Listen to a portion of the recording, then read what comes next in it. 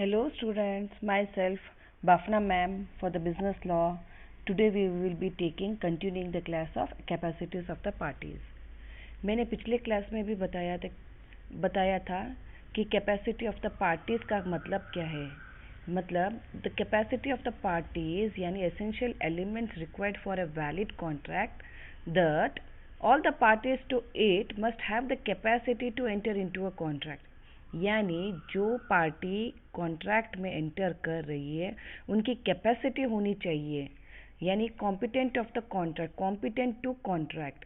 Every person is competent to contract who is age of majority according to law to which he is subject, who is of sound mind and is not disqualified from contracting by any law to which he is subject. Therefore, these sections make clear it that a person is incapable of entering into a contract if he is a minor. Incapacity कब है, incapable कब है? जब वो इंसान minor है यानी unsound mind है, disqualified of law from contracting to which he is subject. Contract enter into by such competent person are void. So a person जो कॉन्ट्रैक्ट एंटर करे वो एंटर नहीं कर सकते हैं, वो void है, वो माइनर है, वो अनसाउंड माइंड है, डिसक्वालिफाइड है अकॉर्डिंग टू द लॉ, तो वो कॉन्ट्रैक्ट void है. नो, अभी देखते हैं what is minor, who is minor. Minor is a person who is not yet major. Who is not yet major? That is a person who has not completed 18 years of age. However, in following two cases, a minor is considered to attain a majority not only after the age of 21 years लिखा है, लेकिन text book में major का age, majority age 21 years है, हालांकि वो change हुआ है, it is of 18 years age. No next, अभी माइनर को माइनर क्यों कहा जाता है, we will see. Special protection is given to the minor. Sorry, 1 minute.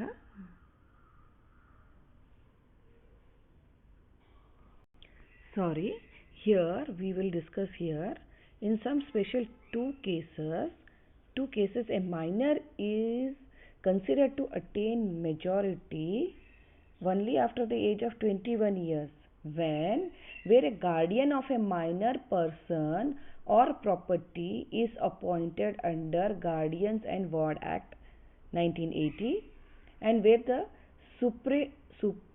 superintendence of minors property is assumed by court of wards.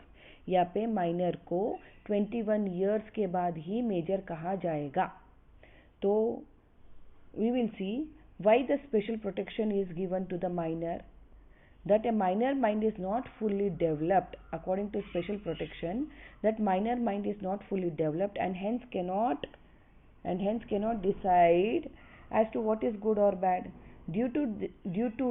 Due to their immaturity, a minor can be exploited or ill-treated by the majors. Hence, it becomes the duty of the law to protect minors against exploitation arising out of their lack of knowledge and experiences. In short, the approach of the law is not only to protect minor, but at the same time ensure that no undue hardship is caused to the person who deal with the minors. यहाँ पे खुला लिखा है, तो minor's mind is not fully developed and he cannot decide what is good or bad. Due to their immaturity, he can be exploited, he can be ill-treated. It is the duty of the law to protect the minor. They can be exploited because they have lack of knowledge and experiences. So the law makes an approach that they should be protected, minors should be protected, and at the same time they see that hardship यानी सख्ती नहीं की जाए उनके ऊपर. The hardship is not caused to the person who deal with the minor. जो minor के साथ डील करता है, तो हार्डशिप इज नॉट कॉट, सख्ती नहीं लिया जा सकता है, सख्ती नहीं की जा सकती है. So second, now we will see what are the rules regarding to an agreement with a minor. What are the rules? The first rule is minor's agreement is void, यानी जो नाबालिग है वो अग्रीमेंट किसी के साथ करता है तो that is void. An agreement with और by a minor is absolutely void ab initio. अभी टर्म वॉइड एब इनिशियो का मतलब क्या है? From very beginning. The term void ab initio means from very beginning. From very beginning, the rule was declared by the Privy Council in the famous case Mohri Bibi versus Dharamdas Ghosh. ये case बहुत बहुत important है. ये जो minor का कुछ भी question आए तो उसमें ये केस लिखना बहुत बहुत बहुत ज़रूरी है. मोहरी बीबी वर्सेस धर्मोदास घोष. यहाँ पे धर्मोदास घोष एक माइनर है, यानी in this case D a minor enter into a contract for borrowing a sum of 20,000 with a money lender. Money lender कौन होता है? Mohori Bibi money lender. Out of that the money lender paid the minor 8,000 rupees. Then D, the said minor executed mortgage of the property in favor of the lender. Later the minor wanted to set aside the mortgage. The money lender wanted to refund of the said amount. When the matter came up before the Privy Council, it held that since agreement with the minor was void ab initio, the question of refunding the said amount did not arise. Thus the minor could get the mortgage set aside without paying the mortgage money. अभी यहाँ पे एक case है मौरी बीबी versus Dharmodas Ghosh. यहाँ पे धर्मोदास घोष जो minor रहता है उसको डी बोला गया है, तो वो एक कॉन्ट्रैक्ट एंटर करता है और मनी लेंडर से 20,000 बोरो करने को कहता है. तो मनी लेंडर उसको 8,000 पे करता है. तो उसके बदले में वो क्या करता है, जो प्रॉपर्टी है उसको वो गिरवी रखता है उसके पास. जो मौरी बीबी है उसके पास गिरवी रख देता है. बाद में माइनर को उसकी खुद की प्रॉपर्टी चाहिए रहती है. तो मौरी बीबी क्या कहती है कि भाई मुझे मेरा पैसा दो और आपकी प्रॉपर्टी लेके जाओ. तो वो माइनर को जब मालूम होता है कि अभी ये प्रॉपर्टी नहीं दे रही है तो वो कोर्ट में केस फाइल करता है. तो कोर्ट वाले क्या कहते हैं, ये प्रॉपर्टी माइनर की है उसको दी जाए, रिटर्न की जाए, क्योंकि माइनर का जो अग्रीमेंट है वो वैलिड नहीं है करके. सो फ्रॉम स्टार्टिंग वाली it is a void ab initio. ये खुला लिखा गया है कि minor's agreement is void ab initio. तो minor can set aside without paying the mortgage money also and he was return the property also. तो rule किसके ऊपर बेस्ड है? माइनर इज इनकेपेबल और forming a rational. Minor is incapable, यानी minor capable नहीं है agreement करने के लिए. So the agreement is void. So second rule है यहाँ पे, minor can be A promisee और beneficiary. An agreement which is beneficial to the minor under which he has no obligation is valid. अगर agreement वो उसके benefit के लिए है माइनर के लिए and which has no obligation, उसके ऊपर कुछ obligation नहीं है, तो वो agreement valid माना जाएगा. इसमें ये थोड़ा सा benefit दिया गया है कि minor can be beneficiary, he can become a payee, he can become a endorsee or a promise under a contract. अभी एक एग्जाम्पल देखते हैं. तो एग्जाम्पल में क्या लिखा है, P agrees to sell his flat at Pune to a minor for 50 lakh. P agree करता है फ्लैट बेचने के लिए जो पूना में है माइनर को 50 लाख में. तो minor page 20 lakh by way of advance. Minor क्या करता है, नाबालिग, जो 20 लाख रुपए होता है तो वो एडवांस के तौर पे करता है. बाद में P refuses to sell his flat. P क्या करता है कि अभी मुझे फ्लैट सेल नहीं करना है. तो minor can enforce this agreement against the P. Minor enforce agreement कर सकता है, तो भाई कंपेल कर सकता है कि भाई मुझे फ्लैट बेचना ही है और आपको देना ही है. Since it is meant for benefit of a minor, लोग सिर्फ माइनर के बेनिफिट के लिए, यहाँ पे कुछ अग्रीमेंट नहीं है कि उसको कुछ धंधा करना है, लेकिन ये बेनिफिट दिया गया है कि कानून की तरफ से कि वो वो बेनिफिट ले सकता है बाहर की दुनिया में, जैसे नेसेसरीज चाहिए उसके लिए, मतलब रहने के लिए घर चाहिए, खाने पीने के लिए, एजुकेशन के लिए. So he can take a benefit out of it. So third point है, a minor agreement cannot be ratified. When we say that minor agreement is void ab initio, it means that such an agreement does not exist in the eye of law and hence it cannot be ratified by a minor. Ratified मतलब confirm. अगर हम लोग बोलते हैं कि minor agreement void ab initio है, यानी पहले से ही वो वॉइड है, तो इट डज नॉट मीन इसका ये मतलब नहीं है कि वो मतलब कानून की नज़र में वो अग्रीमेंट है ही नहीं, तो वो अग्रीमेंट कंफर्म कर ही नहीं सकते, even after he attains the age of majority. अभी एक एग्जांपल देखते हैं. यहाँ पे एक एग्जांपल है, M a minor agrees to sell his car to N for 5 lakh. This agreement could not be enforced by M on account of his being a minor. M a minor agrees to sell his car to N for 5 lakh. यहाँ पे minor जो है वो agree करता है car को बेचने के लिए एन को 5 लाख रुपए में, तो agreement can not be enforce, agreement हो नहीं सकता क्योंकि वो माइनर है. Hence after attaining majority M wanted to approve this agreement. तो अभी आफ्टर मेजॉरिटी यानी अभी मेजर होने के बाद माइनर का ये कहना था कि अभी कंफर्म करो इस अग्रीमेंट को. He can not be allowed to do so. ये वो कर नहीं सकता है, since void agreement can not be made valid agreement. जो कोई वॉइड एग्रीमेंट है उसको अभी वैलिड नहीं किया जा सकता है. अभी कब वैलिड किया जा सकता है? In such case he is free to make a new contract with the same terms. वो नया कॉन्ट्रैक्ट कर सकता है अगर उसको कंफर्म करना है, तो वो छोड़ के दूसरा अभी मेजर बन गया है तो अभी वो नया कुछ दूसरा कॉन्ट्रैक्ट कर सकता है, at the same terms and conditions में नया रजिस्ट्रेशन कर सकता है करके. अभी फोर्थ पॉइंट क्या है? Minor's liability in case of necessary. A person who has supplied the necessary to a minor और to those who are dependent on him is entitled to reimburse from the property of such minor. अभी कुछ agreement ऐसे हैं कि benefits के लिए है, तो minor can be a promise, ये बोला गया है. Minor's agreement can not be ratified, यानी माइनर जब अग्रीमेंट करता है तो वो माइनर है और बाद में उसको उस एग्रीमेंट को रेटिफाई यानी कंफर्म नहीं कर सकते हैं क्योंकि अभी वो मेजर बन गया है. अगर वो मेजर बन गया है तो अभी उसको दूसरा एग्रीमेंट बनाना पड़ेगा with duly stamped and registered. तो फोर्थ पॉइंट क्या है? Minus liability in case of necessary. अगर जो कोई पर्सन उसको नेसेसरी सप्लाई कर रहा है, नेसेसरी का क्या मतलब है? Food, clothing, shelter, education, health, marriage, ये जो कोई नेसेसरी कोई इंसान सप्लाई कर रहा है और माइनर के पास प्रॉपर्टी है, तो minor personally will not B liable, जिम्मेदारी नहीं उठाएगा माइनर पर. माइनर की जो प्रॉपर्टी है पर्सनली वो लायबल हो सकती है. तो माइनर की प्रॉपर्टी में से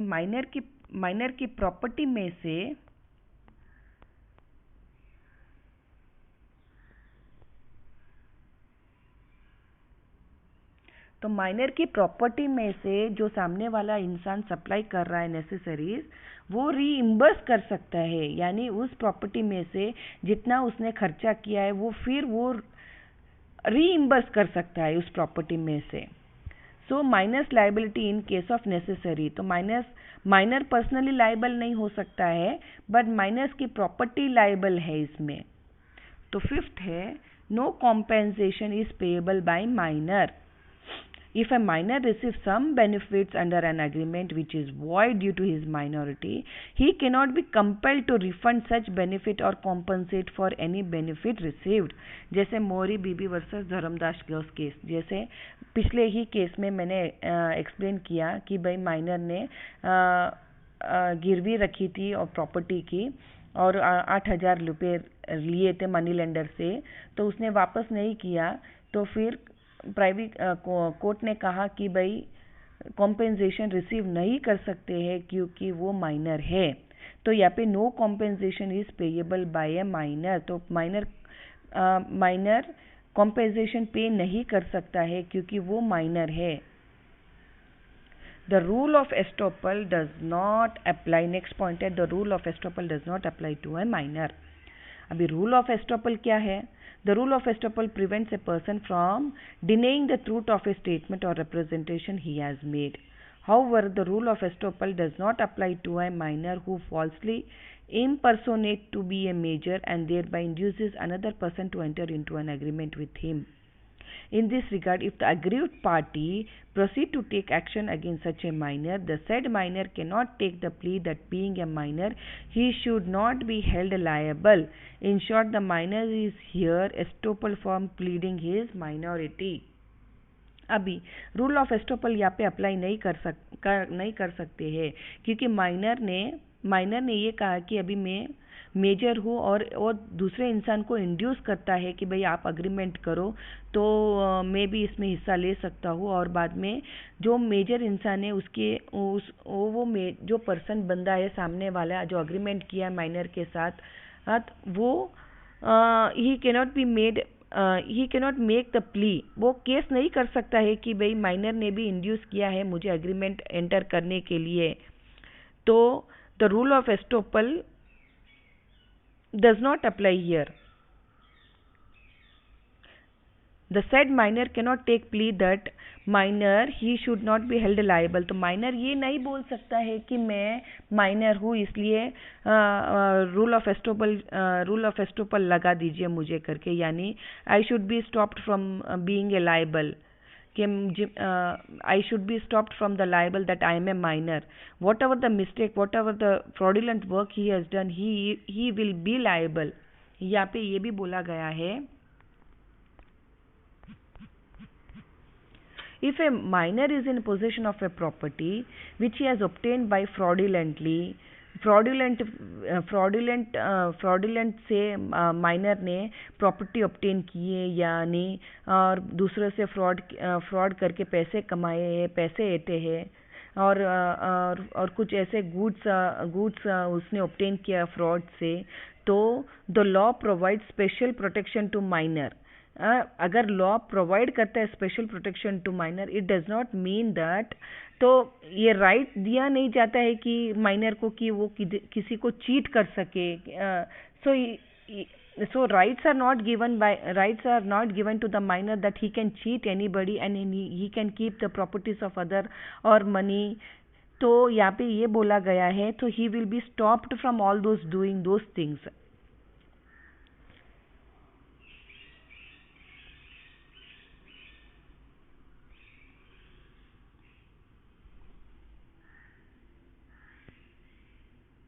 सी यहाँ पे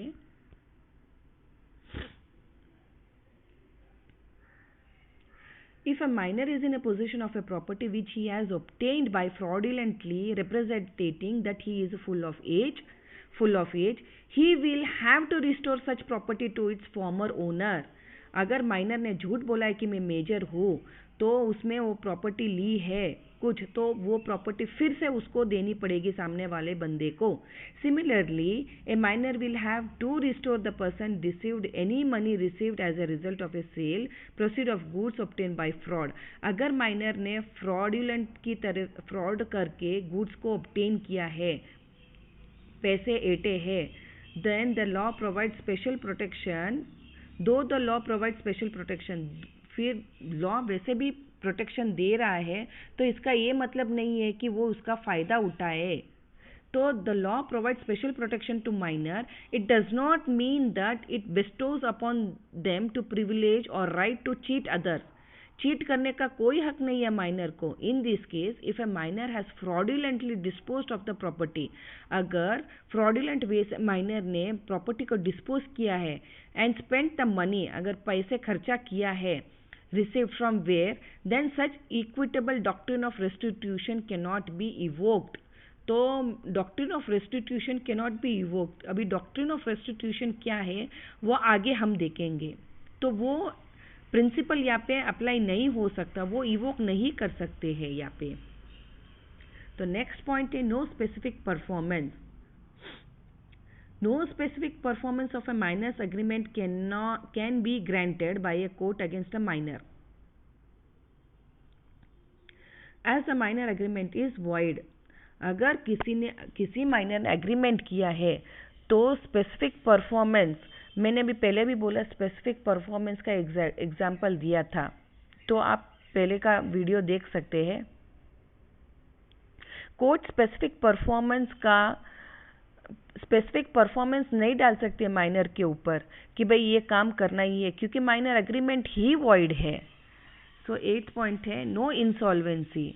ए minor cannot be declared insolvent even if there are dues payable for properties of the minors. अगर माइनर ने कुछ ऐसा किया है कि माइनर को पैसा देना पड़ रहा है और उस पैसे नहीं दे रहा है, तो he cannot be declared insolvent because minor agreement is only void. Partnership, next is partnership. Being a incompetent to contract, a minor can not enter into a contract. अभी वो कॉम्पिटेंट तो है नहीं कॉन्ट्रैक्ट में एंटर करने के लिए, क्योंकि वो माइनर है पार्टनरशिप में। However minor can be admitted to the benefits of a partnership. Minor को बेनिफिट मिल जाएगा पार्टनरशिप की तरफ से with the consent of all the partners. सबके पार्टनर्स की कंसेंट होने पे उसको बेनिफिट मिल जाएगा। अगर कुछ पार्टनरशिप में लॉस हुआ है तो माइनर का जो शेयर है पार्टनरशिप में, तो वही उसी फर्म में जो शेयर है वही लायबल है। माइनर की पर्सनल प्रॉपर्टी में कुछ लायबिलिटी नहीं होगी। So that is clear. Partnership, A minor can be an agent. He can bind the principal by his act done in the course of such an agency. However, he cannot be held personally liable for negligence or breach of duty. वो personally liable नहीं हो सकता है किसी act या course of time में अगर कुछ काम किया है। ही cannot be personally liable for negligence और ब्रीच ऑफ ड्यूटी। अगर कुछ ड्यूटी उसने नहीं निभाई है तो पर्सनली लायबल नहीं माना जाएगा उसको। नेक्स्ट पॉइंट है a minor can not bind parent और guardian. Minor cannot bind parent और guardian. The parents of a minor are not liable for agreement made by a minor. अभी जो माइनर ने अग्रीमेंट किया है तो parents of a minor are not liable. So, even for the necessaries, if a minor is acting as an agent of his parent, अगर minor acting कर रहा है एजेंट होने का पेरेंट्स के लिए, तो माइनर लाइबल नहीं होगा, लेकिन पेरेंट्स या गार्डियन जो है वो लाइबल जरूर होंगे माइनर के if he has done any wrong. So यहाँ पे बोला गया है the parents of a minor are not liable for agreement made by a minor even for necessaries.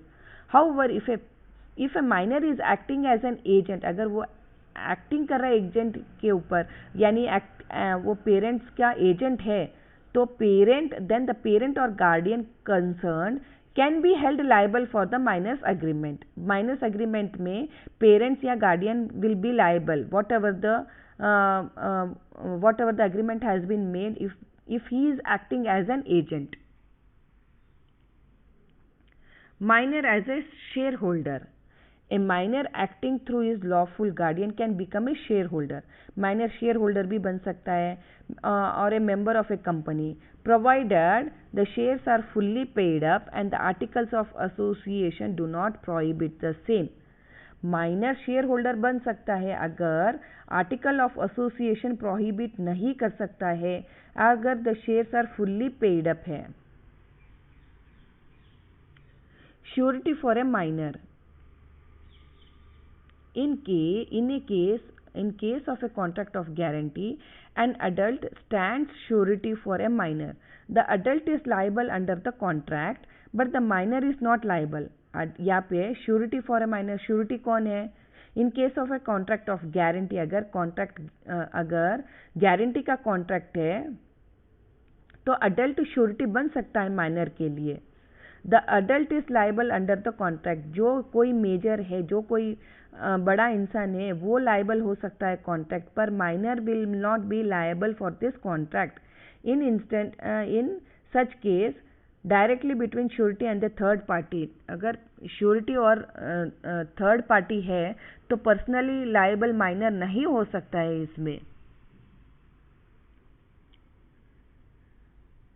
No, यहाँ पे नेक्स्ट पॉइंट है माइनर्स लाइबिलिटी इन टॉट। अगर कुछ ऐसा कुछ रॉन्ग किया है, माइनर ने कुछ टॉट यानी कुछ गलत किया है, तो उसमें क्या लाइबिलिटी बनती है। एक एग्जाम्पल, ब्यूटीफुल एग्जाम्पल देखते हैं। A minor hired a horse for riding under express instruction not to jump. Minor ने एक हॉर्स हायर किया था, तो उसको इंस्ट्रक्शन दिया गया था कि हॉर्स को जंप न कराए, लेकिन उसने क्या किया, उसने अपने फ्रेंड को वो हॉर्स दे दिया। तो हॉर्स ने वो हॉर्स के ऊपर बैठ के हॉर्स को जंप किया, यानी he sent the horse to one of his friend who jumped it where it was injured and ultimately died। तो उसमें क्या हुआ, घोड़े को इंजुरी हुई और घोड़ा मर गया। The court held that minor liable because the act of a minor was not within the object and purpose of hiring. यहाँ पे minor hired a horse for riding under express instruction not to jump. He sent the horse to one of his friends who jumped it, whereby it was injured and ultimately died. The court held that the minor liable because the act of a minor was not within the object and purpose of the hiring। यहाँ पे minor को liable माना गया क्योंकि आपकी एक गलती की वजह से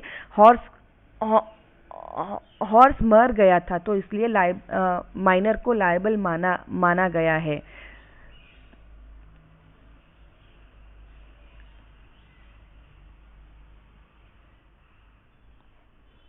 नेक्स्ट है person of unsound mind.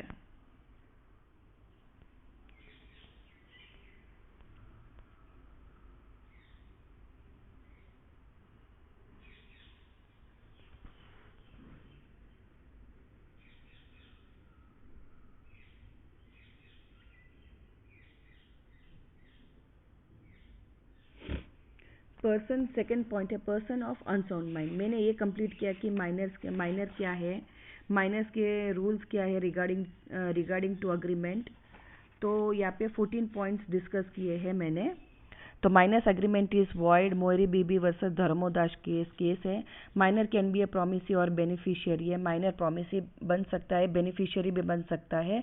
Miners agreement can not be ratified, यानी minor's agreement can not be confirm. अगर अग्रीमेंट उसने माइनर में किया था तो अभी मेजर बन गया है, तो उस अग्रीमेंट को कंफर्मेशन नहीं दिया जा सकता है। Minor's liability in case of necessary, minor खुद लायबल नहीं है लेकिन माइनर की प्रॉपर्टी लायबल है, उसमें प्रॉपर्टी में से रीइम्बर्स कर सकते हैं। No compensation is payable by a minor.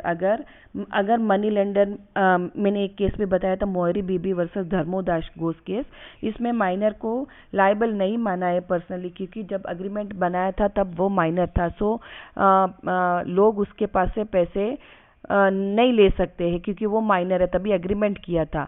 अगर माइनर ने the rule of estoppel does not apply to a minor, यहाँ पे ये भी बोला गया है कि अगर माइनर ने कुछ दूसरों को इंड्यूस करके कॉन्ट्रैक्ट को एंटर किया है तो rule of estoppel does not apply. यहाँ पे ये भी बोला गया अगर माइनर ने फ्रॉडुलेंट वे से बिजनेस किया है या कुछ मनी लिया है या कुछ प्रॉपर्टी खरीदी है, फ्रॉडुलेंट वे से कुछ किया है, तो ये यहाँ पे कोर्ट ये नहीं देखता है कि वो माइनर है इसलिए उसको प्रोटेक्शन दिया जाएगा, तो उससे रिस्टोर की जाएगी वो प्रॉपर्टी। अगर फ्रॉडुलेंट वे से अगर वो प्रॉपर्टी या पैसे उसने खा पी के खत्म कर दिया है, तो यहाँ पे एक doctrine of restitution can not be evoked. तो यहाँ पे ये भी बोला है you can not evoke the equitable doctrine of restitution. तो नेक्स्ट पॉइंट है no specific performance. Specific performance कब आ जाता है, जब वो मेजर होता है। तो कॉन्ट्रैक्ट का एक पार्ट ये भी है कि एसेंशियल एलिमेंट ये भी है, तो performance there should be a performance of the contract. अभी माइनर अगर कुछ अग्रीमेंट में कुछ परफॉर्म नहीं कर रहा है, अग्रीमेंट तो किया है लेकिन माइनर उसका परफॉर्मेंस नहीं दे रहा है, तो he can not be personally held liable क्योंकि माइनर के साथ एग्रीमेंट ही वॉइड है। No insolvency, minor can not be declared insolvent. Partnership है, पार्टनरशिप में खुद का पर्सनल जो है, minor personally will not be held liable, partnership में जो उसका शेयर है that will be held liable. A minor can be an agent, he can be an agent. The minor cannot bind the parent और ए guardian. The minor cannot bind a parent or a guardian. If he is acting as an agent, तो minor parent will be held liable. Minor as a shareholder, ये भी point discuss किया था कि minor अगर fully paid shares fully paid है and articles of association prohibit नहीं करता है तो he can be a share holder. But अगर प्रोहिबिट करता है तो he cannot be a share holder. Surety for a minor, अगर श्योरिटी कुछ देर इज ए, अगर कुछ कॉन्ट्रैक्ट में गारंटी दी गई है और माइनर किसी अडल्ट को आके खड़ा करता है और कॉन्ट्रैक्ट तैयार करता है तो उसमें भी ये कहा गया है कि अडल्ट जो है वो लायबल है, ना कि माइनर लायबल है. माइनर लायबिलिटी टॉट के ऊपर भी है. अगर माइनर, ये एक केस है कि अगर माइनर से कुछ ऐसी गलती हो जाए और सामने वाला उसको नुकसान हो जाए और डेथ भी हो जाए तो he will be held liable for the टॉट. सो ये 14 पॉइंट डिस्कस किए हैं. तो अभी नेक्स्ट पॉइंट ये डिस्कस करेंगे, पर्सन ऑफ अनसाउंड माइंड.